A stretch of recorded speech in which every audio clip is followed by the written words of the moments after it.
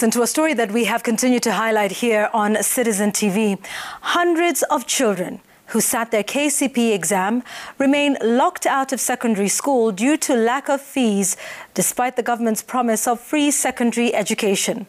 Parents continue to struggle with the provision of extra amenities and requirements that have proved to be costly to acquire. Brenda Wanga reports.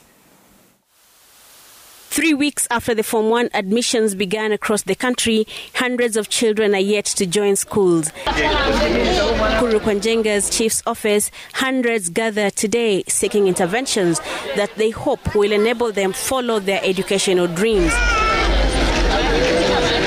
Many of them are unable to raise the funds needed to enroll their children in secondary school. Sitapata school fees, sitapata vitu mingi sana, vitabu, atanunuliwa uniform, ana kitu yoyote.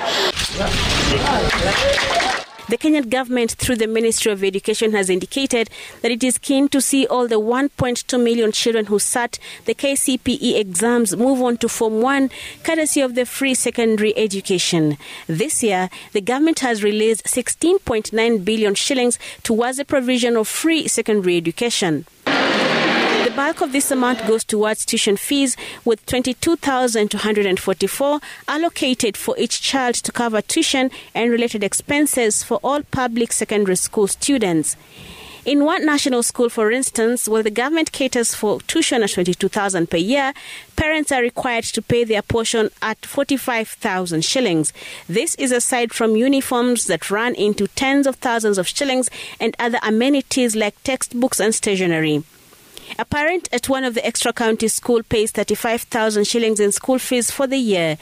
But they will also have to cough up close to 40,000 shillings to purchase uniforms, bedding amenities, stationaries, and personal amenities, amounts that are out of reach for many, like those gathered at this chief's camp in Nairobi and beyond. Kupata pesa ya viatu, hiyo tu ndio nimenunua viatu, tuseme na slippers na box iko. Uchumi ya nchi ni mbaya. Hata tumeshindwa tutafanya nini? Tunakuliwa na walimu, tunakuliwa na serikali ushuru, tunakuliwa na kila kitu. Sasa hatujui ni wapi tunakimbilia.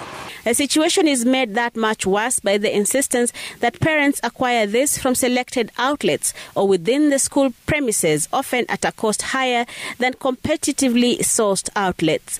The Ministry of Education has instructed schools to be flexible in their demands, but the implementation of the same has been anything but uniform. Brenda Wanga, Citizen TV, Nairobi.